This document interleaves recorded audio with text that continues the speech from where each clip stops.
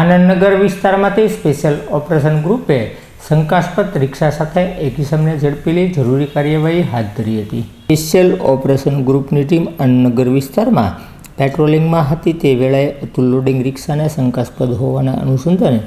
રોકી પૂછપરછ કરતા રિક્ષા ચાલક પારસભાઈ વિનુભાઈ બારૈયા કોઈ સંતોષકારક જવાબ આપી શક્યા ન હતા, જેના અનુસંધાને શક પડતી મિલકત ગણી એસઓજીની ટીમે રિક્ષા સાથે પારસભાઈ બારૈયાની અટકાયત કરી આગળની કાર્યવાહી હાથ ધરી હતી।